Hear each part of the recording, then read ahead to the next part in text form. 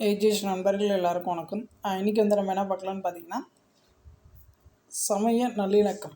சரிங்களா? ஸோ அந்த டாப்பிக்லேருந்து இதுக்கு முன்னாடி வந்து டிஎன்பிஎஸ்சி எக்ஸாம்ஸில் வந்து இந்த மாதிரி கொஷின்ஸ்லாம் வந்து கேட்டிருக்காங்க அப்படின்னு சொல்லிட்டு நம்ம ப்ரீவியஸ் இயர் கொஷின்ஸ் வந்து பார்க்கலாம். நம்ம சேனலில் பார்த்தீங்கன்னா டாபிக் வைஸ் வந்து நம்ம ப்ரீவியஸ் இயர் கொஷின்ஸ் வந்து அப்டேட் பண்ணி கொடுத்துட்ருக்கோம். ஸோ நம்மளுடைய சேனல் சப்ஸ்கிரைப் பண்ணாதுங்க, கொஞ்சம் சப்ஸ்கிரைப் பண்ணி அதை ஃபாலோ பண்ணி வச்சுக்கோங்க. சரி, வாங்க பார்க்கலாம். ஃபர்ஸ்ட் கொஷின் பாருங்கள். பரம்பரை ரீதியான சமத்துவம் எந்த நடைமுறையில் உறுதி செய்யப்படுகிறது? பரம்பரை ரீதியான சமத்துவம் எந்த நடைமுறையில் உறுதி செய்யப்படுகிறது? ஸோ இதுக்கான ஆன்சர் பார்த்தீங்கன்னா ஆப்ஷன் சி, நிலையான மேம்பாடு. அடுத்து பாருங்க, கீழ் காண்பனவற்றுள் எது சமூக நீதியை வரையறுக்கும் பொழுது சேர்த்து கொள்ளப்படுகிறது? இது அப்படின்னு சொல்லி இப்போ சமூக நீதியை வரையறுக்கும் இந்த காரணிகள் வந்து என்னென்ன அப்படின்னு சொல்லி பார்த்துக்கோங்க. சம உரிமை, சம வாய்ப்பு, சமமாக நடத்துதல், இந்த மூணுமே வரும். ஆப்ஷன் சி, நாலாவது வந்து வராது.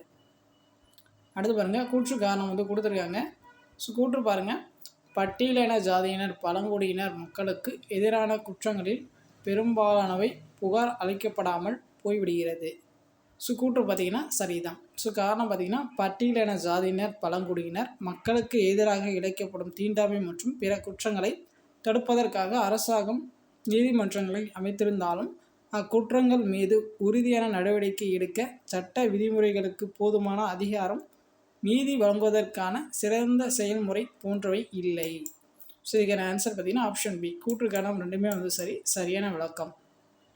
அடுத்து பாருங்கள், பெண்களுக்கு எதிரான குற்றங்கள் தொடர்பான வழக்குகளை விசாரிக்க தமிழ்நாடு மாநில மகளிர் ஆணையம் அமைக்கப்பட்டது. ஓகேவா? ஸோ பின்வரும் கூற்றுகளில் எது வந்து சரியானது அப்படின்னு சொல்லி கேட்குறாங்க. ஸோ மாநில மகளிர் ஆணையம் பார்த்திங்கன்னா 1993 நிறுவப்பட்டது. சரிங்களா? அதுக்கப்புறம் பார்த்திங்கன்னா இது ஒரு தலைவர் மற்றும் 8 உறுப்பினர்களை கொண்டது அப்படின்னு சொல்லி கொடுத்துருக்காங்க. இதில் வந்து எது சரியானது அப்படின்னு சொல்லி கேட்குறாங்க. ஒன்றும் மட்டும்தான் வந்து சரி, ஆப்ஷன் ஏ. சரிங்களா? மாநில மகளிர் ஆணையம் 1993 வந்து நிறுவப்பட்டது. அடுத்து பாருங்கள், சமூக நீதி என்னும் கருத்துருவானது டேஷில் உருவானது. இதுக்கான ஆன்சர் ஆப்ஷன் சி, 19ஆம் நூற்றாண்டு. அடுத்து பாருங்கள், டேஷ் தமிழ்நாடு தொழில் வழிகாட்டுதல் மற்றும் ஏற்றுமதி மேம்பாட்டு பணியகம் தமிழ்நாடு அரசால் அமைக்கப்பட்டது. ஸோ இதுக்கான ஆன்சர் ஆப்ஷன் சி, முதலீட்டு திட்டங்களை கவர. அடுத்து பாருங்கள், அனைத்து தரப்பு பெண்களின் முழுமையான மேம்பாட்டிற்கான பணி செய்யும் நல அமைப்பு வந்து எது அப்படின்னு சொல்லி கேட்குறாங்க. அதுக்கான ஆன்சர் ஆப்ஷன் ஏ, மாநில பெண்கள் வள மையம். அடுத்து பாருங்கள்,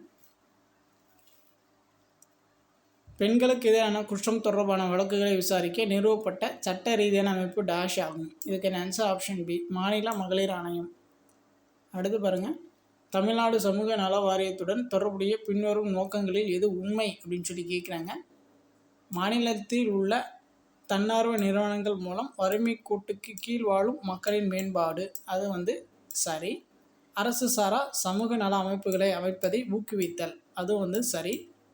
அடுத்து பாருங்கள், சிறந்த தரம் மற்றும் சேவைகளின் தரத்திற்காக தன்னார்வ நிறுவனங்களுக்கு தொழில்நுட்ப மற்றும் நிதி உதவிகளை வழங்குதல், அது வந்து சரி. இதுக்கான ஆன்சர் பார்த்திங்கன்னா ஆப்ஷன் டி, 1, 2, 3 அது மட்டும்தான் சரி, நாலாவது கிடையாது. அடுத்து பாருங்கள், 3ஆம் பாலின நல வாரியத்தை நிறுவிய முதல் மாநிலம் பார்த்திங்கன்னா ஆப்ஷன் ஏ, தமிழ்நாடு. கலைஞர் அவருடைய ஆட்சி காலத்தில் தான் வந்து நிறுவியிருப்பாங்க. ஏப்ரல் 15, 2008 வந்து நிறுவியிருப்பாங்க. ஸோ அந்த ஏப்ரல் 15 தான் பார்த்திங்கன்னா திருநங்கைகள் தினமாக வந்து தமிழ்நாடு அரசு வந்து கொண்டாடிட்டு இருக்காங்க. அடுத்து பாருங்கள், நீதியை நியாயம் என்று கூறியவர் வந்து யார் அப்படின்னு சொல்லி கேட்குறாங்க. ஸோ இதுக்கான ஆன்சர் பார்த்திங்கன்னா ஆப்ஷன் டி, ஜான் ராவல்ஸ். அடுத்து பாருங்கள், 3 ஸ்டேட்மெண்ட் வந்து கொடுத்துருக்காங்க. திருநங்கை நல வாரியம் பற்றி வந்து 3 ஸ்டேட்மெண்ட் வந்து கொடுத்துருக்காங்க. அது இது சரியாக இருக்குதுன்னு கேட்குறாங்க. 1, 2 மட்டும் தான் வந்து சரியாக இருக்குது. ஸோ ஏப்ரல் 2008 தமிழ்நாடு திருநங்கைகள் நல வாரியம் திருநங்கைகளுக்காக சமூக பாதுகாப்பு தேவைகளை நிறைவு செய்வதற்கான முக்கிய அமைப்பாக உருவாக்கப்பட்டது. ஸோ அது வந்து சரி.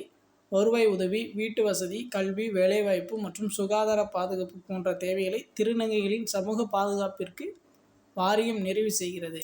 ஸோ இதுவும் பார்த்திங்கன்னா சரி, 3வது வந்து வராது. சரிங்களா? அடுத்து பாருங்கள், பட்டியல் ஜாதியினர் நிதி மற்றும் மேம்பாட்டு நிறுவனம் பட்டியல் ஜாதியினர் குடும்பங்களின் டேஷ் மேம்பாட்டிற்கென இயங்குகிறது. இதுக்கான ஆன்சர் ஆப்ஷன் டி, பொருளாதார. ஸோ அவ்வளோதான். ஸோ இந்த டாப்பிக்லேருந்து கேட்ட கொஷின்ஸ் வந்து பார்த்தாச்சு. கண்டிப்பாக அந்த வீடியோ வந்து யூஸ்ஃபுல்லாக இருக்கும்னு நினைக்கிறேன்.